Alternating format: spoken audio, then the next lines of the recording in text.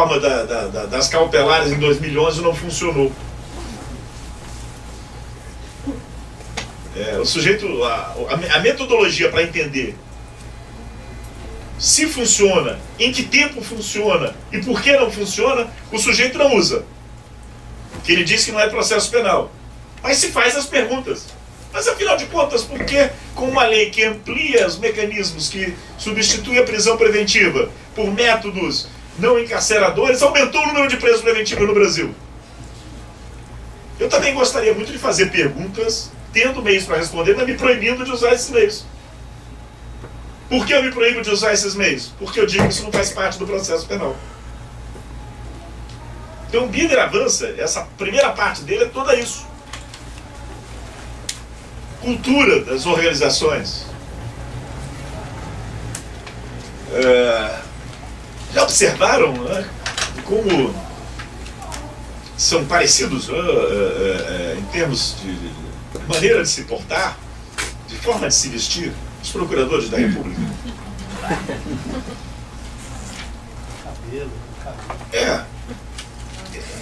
A gente pode dar um sorriso sobre isso. Eu não sorrio, eu analiso. Eu vou recorrer a uma ferramenta que se chama teoria, são várias, né, teorias, né, das organizações. Vou estudar na teoria das organizações um setor dela que se chama cultura das organizações, e aí eu vou compreender o processo de transição de um sistema de ação penal pública obrigatória para um sistema de ação penal pública não obrigatória, e como são tomadas decisões pelo Ministério Público para escolher o que perseguir e o que não perseguir. Se eu ficar preso durante 2 décadas, Ricardo, desde 1995, quando foi publicada a Lei 9.099, que o professor Luiz Flávio Gomes afirmou que a transação penal é regida por um princípio da obrigatoriedade mitigada, ou tem uma confusão danada aquilo lá. Qual é a outra forma de dizer isso? Discricionariedade regrada. Discricionariedade regrada. Lembra, Fábio, que eu falei da roupa? Você tentar meter a roupa no cara? Né? O cara tem 1,90 m, você pega a roupa de 1,20 m, porque você só sabe trabalhar com obrigatoriedade, com discricionariedade. Aí você pega o raio da roupa de 1,20 m e tenta colocar no cara de 1,80 m. Eu falo, não dá. Então já sei. Então é obrigatoriedade mitigada ou discricionariedade regrada. Porque eu me recuso. Na antropologia, o que eu estou fazendo aqui agora se chama recorrer a uma caixa de ferramentas. Então na antropologia isso tem um nome técnico. Caixa de ferramentas. Os antropólogos, eles são mais indisciplinados que nós. Eu tenho certeza, não tenho certeza absoluta, mas tenho uma grande desconfiança que na defesa lá da tese do Álvaro em Lisboa, ou na defesa da tese do Vinícius aqui na USP, na do Álvaro perguntarão, na do Vinícius perguntaram, qual é o seu marco teórico? Perguntaram qual é o seu marco teórico? Mais ou menos, de um jeito ou de outro, que é muito forte, é quase como a natureza. O marco teórico substitui a natureza da coisa. O marco teórico é a natureza da coisa em nível de pós-graduação.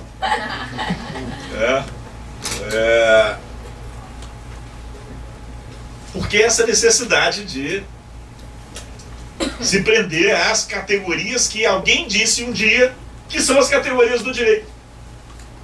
Que são as categorias do direito.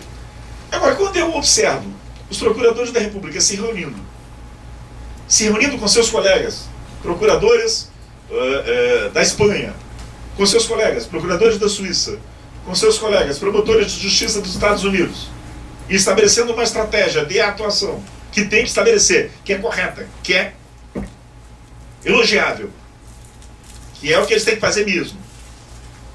Uma estratégia de atuação relativamente a infrações penais, que na sua execução não respeitam fronteiras estatais e, portanto, demandam um tipo de investigação que não mais é uma investigação que pode ficar exclusivamente a cargo das polícias dos estados e dos ministérios públicos dos estados, necessitam desse encaixe, né, dessa harmonização, quando eles estão juntos. Eles estão produzindo uma cultura de organização. E essa cultura, pensem bem, essa cultura de organização, ela vai demandar uma linguagem. Ela vai demandar uma linguagem. No nosso direito processual, por conta daquela herança que vocês viram, nós temos uma linguagem definida, contaminada pela herança do Bulov.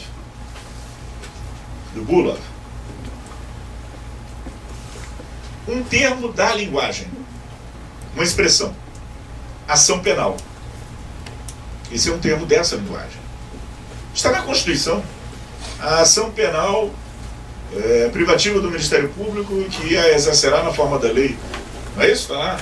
Inciso 1 do artigo 129. Está lá na Constituição. É um termo da linguagem. Imagine, Álvaro, vou fazer uma homenagem a você, não fique chateado comigo. Dr. Dallagnol, é porque está no YouTube.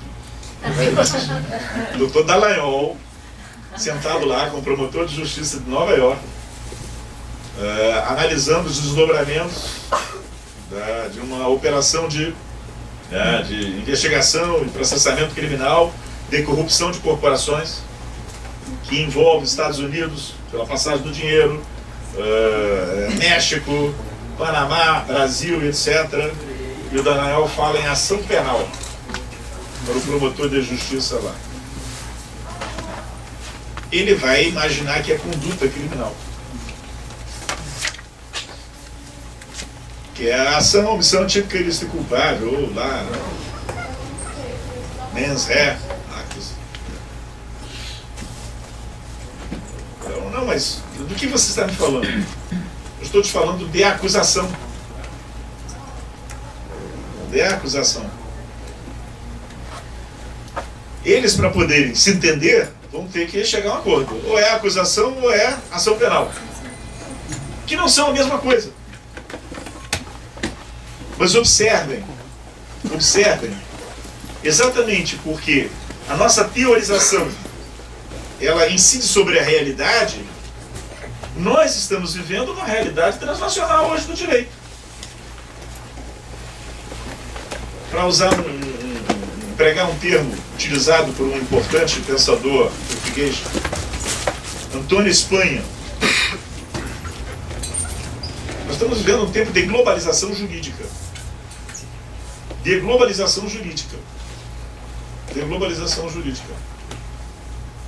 Então, as instituições jurídicas, elas se comunicam, existem diálogos entre tribunais, diálogos entre instituições jurídicas, diálogo só é possível se a linguagem for harmonizada.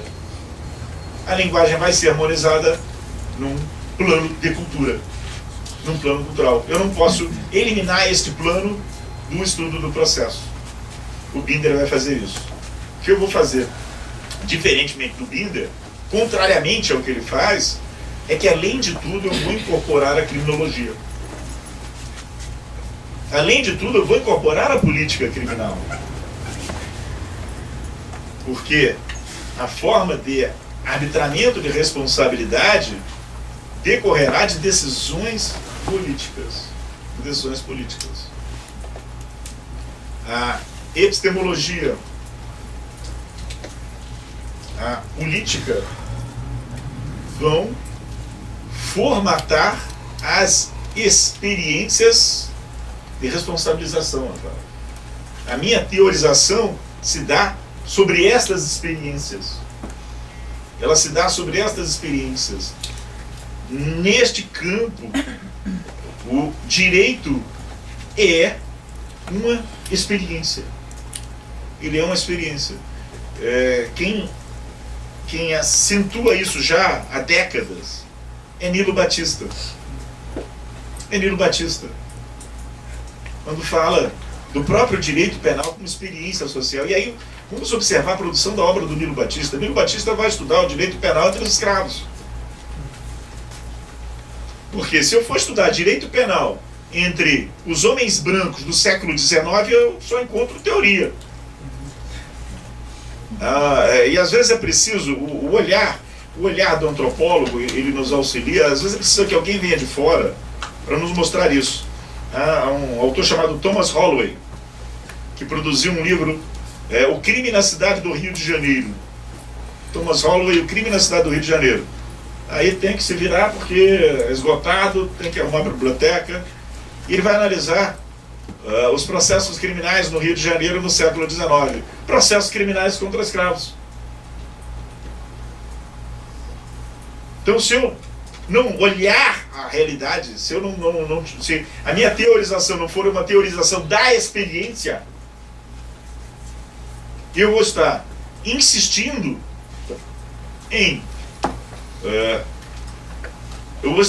com institutos em aplicar o que eu imagino que sejam as normativas desses institutos a uma realidade que se recusa a isso.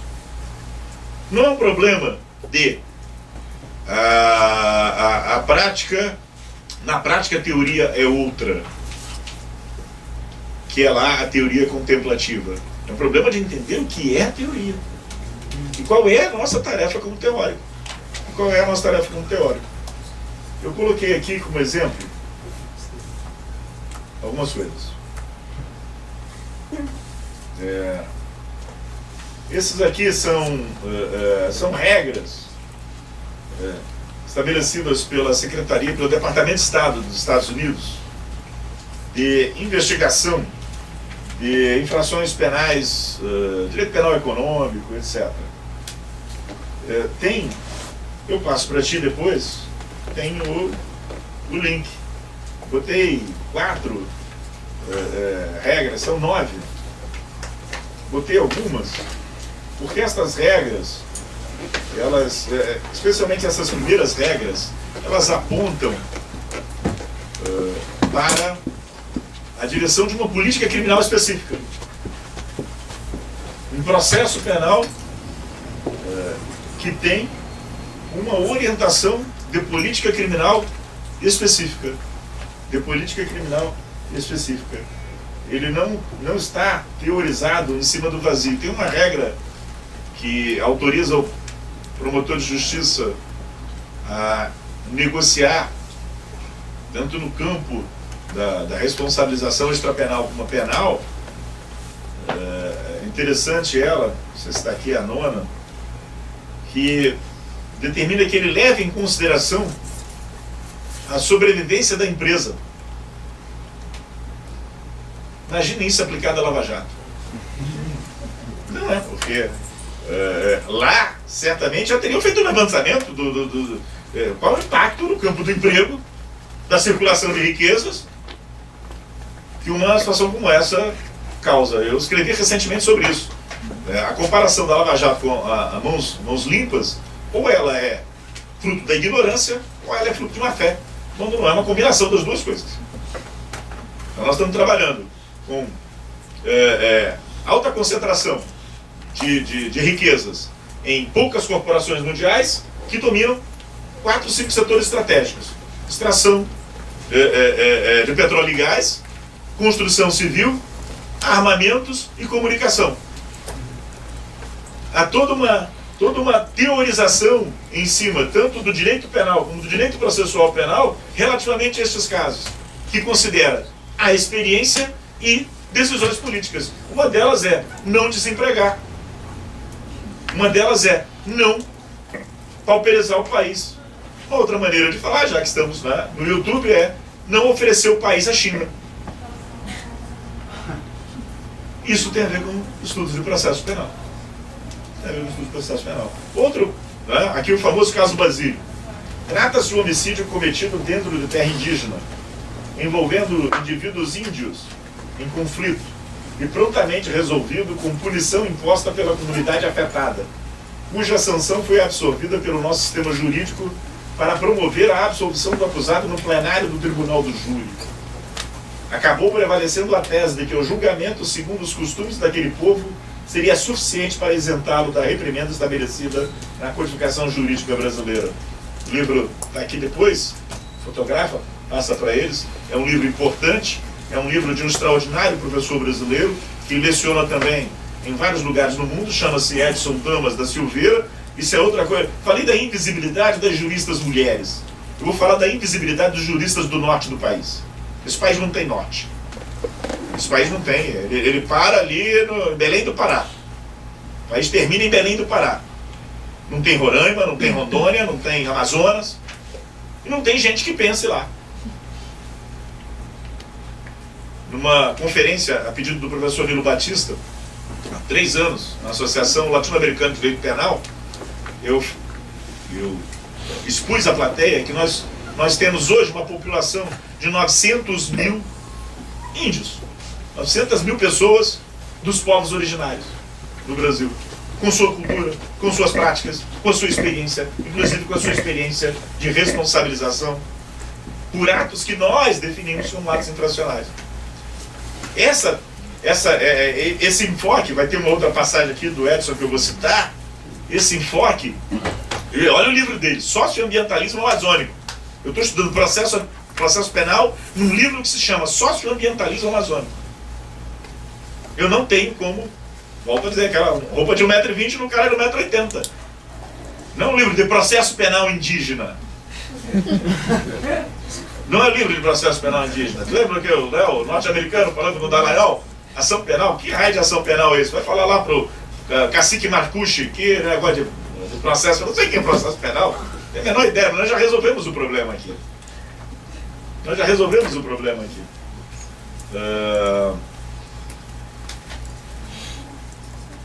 Vou falar uma outra coisa. Ah, lembrei.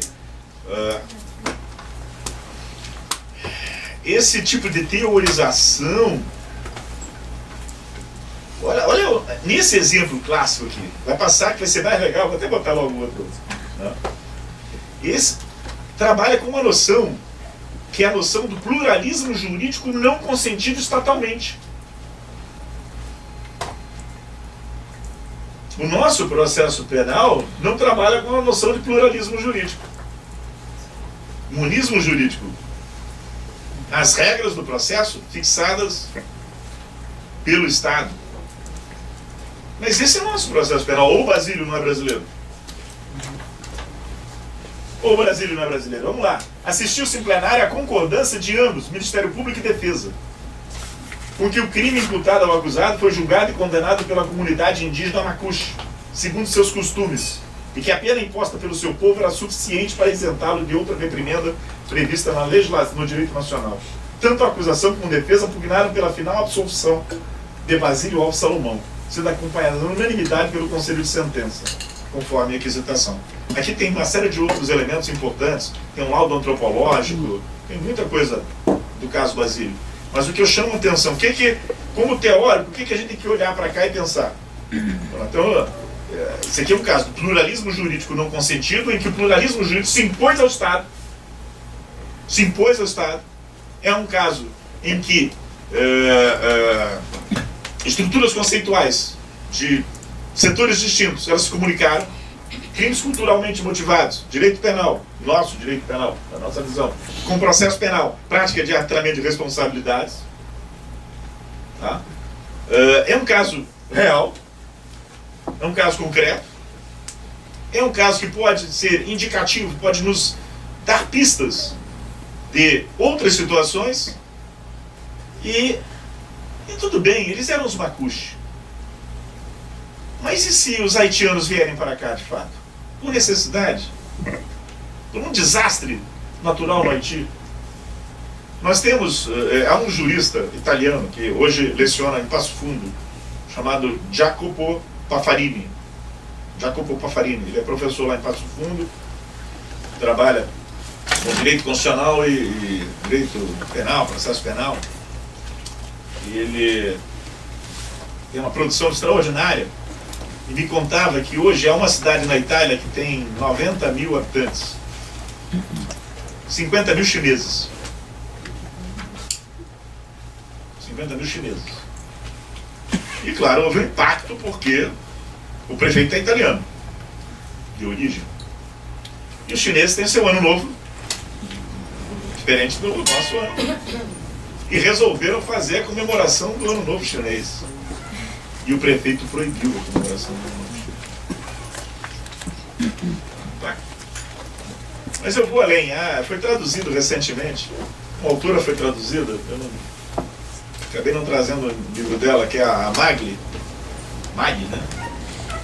Ela trabalha com a noção de crimes culturalmente motivados e na Itália, por conta da proximidade ali do Mediterrâneo, daquilo que a gente está vendo lá, isso é muito, muito forte.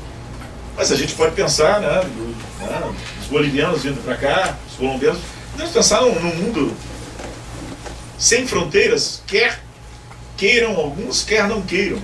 Né? E ela, quando vai trabalhar a questão dos crimes culturalmente motivados, vai falar dos vários sistemas. E um dos tópicos é o da mutilação vaginal. Mutilação vaginal.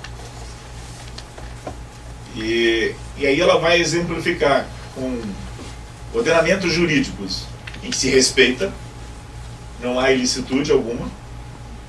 Ordenamentos jurídicos em que o fato é punido no âmbito da lesão corporal. Ordenamentos jurídicos como o italiano, que punem mais gravemente porque é uma mutilação com base, numa tradição cultural diferente. Poderia, a gente tem lá o crime de lesão corporal, poderia fazer uma adaptação, autolesão, e punir como autolesão. Mas não. Por que pune mais gravemente? Porque é uma ação contra uma cultura. Vejam bem, nós podemos até reprovar, cada um de nós ter uma posição sobre isso. Não vamos pensar como grupos sociais. Essa é uma ação política. E é uma ação política que o sistema de justiça criminal viabiliza. Eu não posso deixar de fora isso. No exemplo anterior lá dos norte-americanos, eu trouxe aqui 2 artigos do Rodrigo Oliveira de Camargo. Tem outro aqui. Vou zoar, mas tem o do Rodrigo. O do Rodrigo é interessante. Compliance, sistemas de integridade nas empresas. Eu falei aquela hora do exemplo do Joesley. As empresas, muitas delas estão obrigadas à adoção de programas de compliance e, portanto, tem que gerenciar isso, tem que verificar permanentemente a regularidade das suas ações e, no caso de suspeitarem de irregularidades, elas têm que investigar efetivamente. Estas investigações internas das empresas, elas obedecem às garantias do devido processo legal?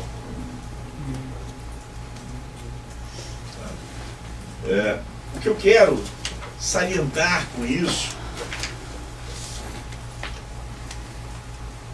ela aqui, o que eu quero salientar com isso é que a experiência que nós queríamos designar como processo penal, ela é muito mais ampla do que a ideia do processo penal tradicional. Investigação, acusação, sentença, execução penal. Aqui da Magli, né, Cristina? O que é o crime culturalmente motivado? Trata-se de um comportamento realizado por sujeito pertencente a um grupo étnico minoritário que é considerado crime pelas normas do sistema de cultura dominante. Não vou avançar muito nisso aqui, vou só ler, mas observe que ela botou sistema de cultura. Lembra que eu falei? Não há palavras soltas. Então, está falando do sistema jurídico, está falando do sistema de cultura. Então eu posso, às vezes, ter isso no próprio nacional, desde que o sistema de cultura seja diferente. O estupro de vulnerável com algumas comunidades do norte. Exato! Eu estou escutando isso e pensando num caso de desacolhimento do mês passado em Barretos. Foi exatamente isso. Exato. Não, e agora, essa questão do estupro de vulnerável, ela que já vinha, ela sempre foi um desafio, no plano cultural, ela agora se tornou, pela maneira como os tribunais estão decidindo, uma coisa muito mais, algo muito mais perigoso. Muito mais perigoso. Vários artigos foram publicados recentemente, menina de 15, 16 anos, que resolvem ficar juntos e que terminaram ambos processados na infância e juventude, e a mãe processada criminalmente como concorrente para o crime de estupro de vulnerável. Isso que eu falo, Ricardo. Eu não posso tomar isso como uma patologia. Eu tenho que compreender que a experiência, a partir da teorização, estabelecer os limites. Porque eu só estabeleço limites com a teorização. Eu não vou estabelecer limites numa coisa que não existe. Ela só existe num plano que ela existe, é residual. Né? Seguindo aqui, o mesmo comportamento na cultura do grupo de pertença do agente é, por outro lado, tolerado, aceito como normal ou aprovado em determinadas situações, até mesmo imposto. Em determinadas situações, até mesmo imposto. Aqui, eu trago mais um quarto exemplo. Então, primeiro, sistema tradicional, do processo ali, a acusação, defesa, contraditório, sentença. Segundo, hoje, a expansão das questões relacionadas às corporações, ao direito empresarial. Isso é fundamental. Por que é fundamental para o processo penal? Porque hoje são adotados mecanismos que transferem para o particular deveres de vigilância e de investigação que são do Estado. Há vários mecanismos, entre os quais o compliance, mas há vários mecanismos que transferem para o particular deveres que são tradicionalmente da polícia, 300 anos para cá, da polícia. Então eu não posso deixar de olhar essa experiência como uma experiência processual penal. Para além, Yuri, da pergunta sobre se o direito ao silêncio vale no interrogatório do funcionário lá internamente. Que essa é uma pergunta, digamos, de resposta mais fácil. Mas a transferência dos deveres de vigilância, ela muda a estrutura do sistema. Isso é complicado.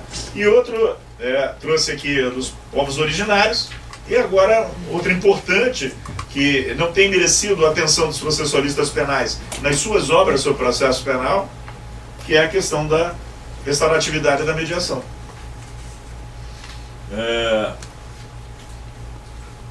Extraordinário professor do Rio Grande do Sul. Não sei se é colega de você lá da PUC, o Daniel Achute? Não, né? Ele é da Unilassalle. Da Uni, professor da Unilassalle. Ele, como eu disse, a mulher dele, Rafaela Palamola, Rafaela Palamola, e eu não peço desculpa de não ter trazido um texto da Fernanda Rosenblatt, como eu disse, é uma referência mundial no tema da mediação histórica. Até aqui em São Paulo, o texto, né, lá do Leonardo Sica também, né, Justiça Penal Restaurativa. Ao denominar, vamos tirar o conteúdo, ao denominar crime ou delito uma situação problemática, ocorre uma sensível redução de significado sobre o fato central e sobre as possibilidades de respostas serem oferecidas aos envolvidos.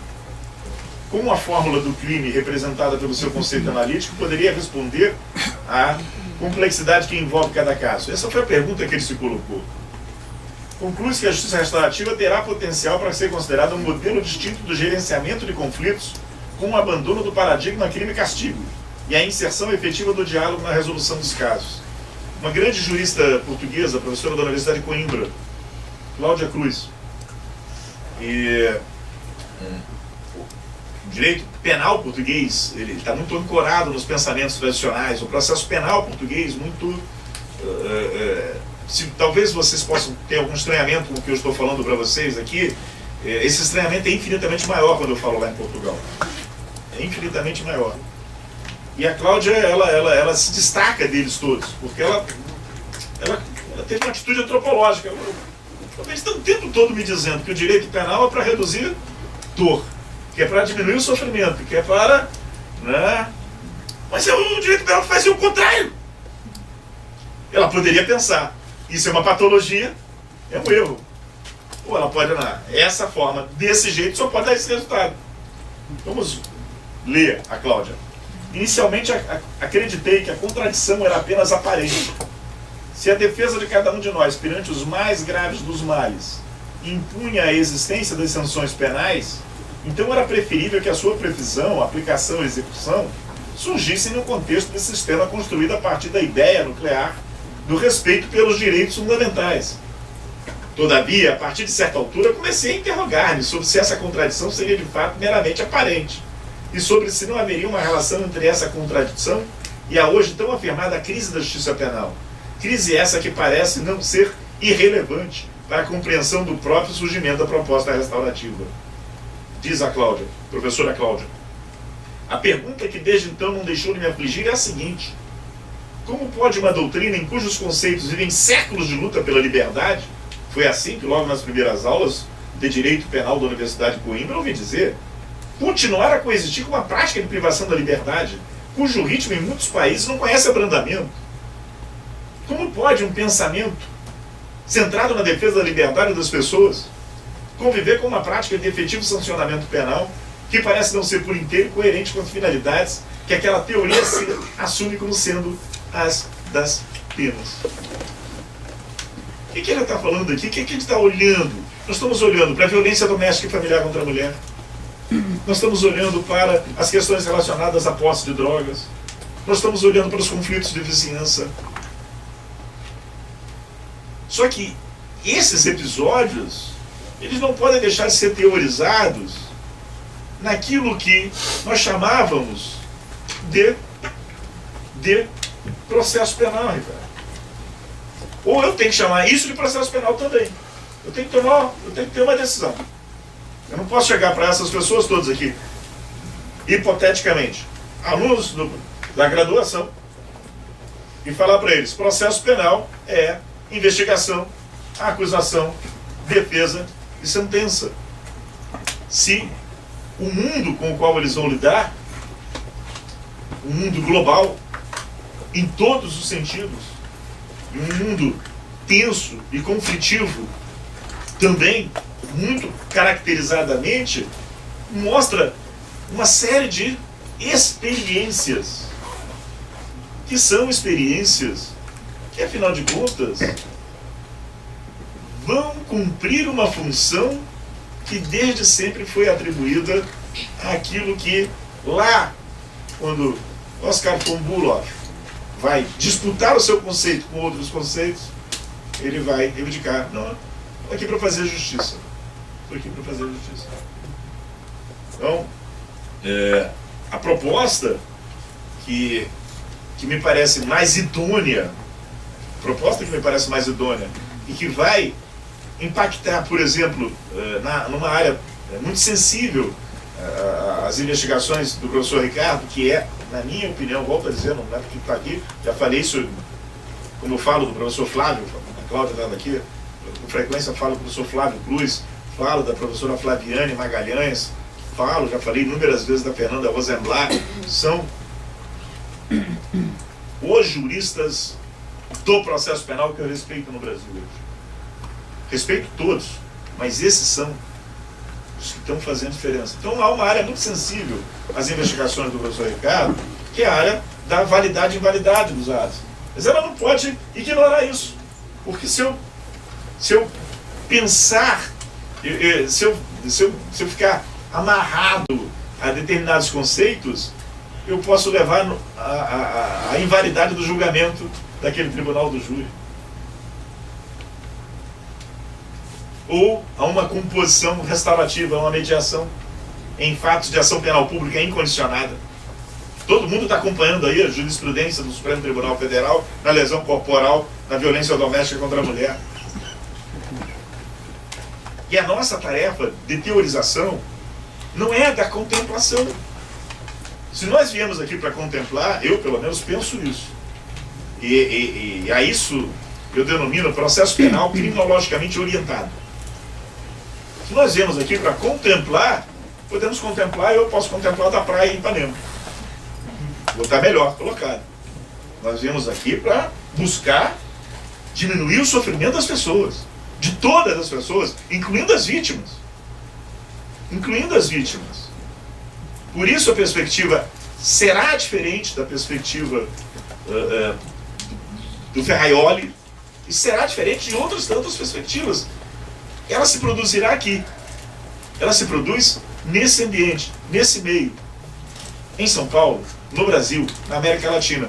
Mas observem, tem a contribuição de Aristóteles, tem a contribuição de Platão, Tem a contribuição do Rui Cunha Martins, do próprio Ferraioli.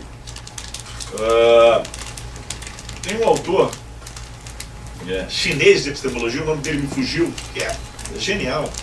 Chinês, né? Cara, é difícil de guardar. Não importa a origem da contribuição, importa o destino dela. Não me cabe teorizar um processo penal para tornar o processo penal alemão melhor. Eu vou terminar essa segunda parte da aula mencionando o prefácio de um livro do Salo de Carvalho e do Hamilton de Carvalho, feito pelo Nilo Batista.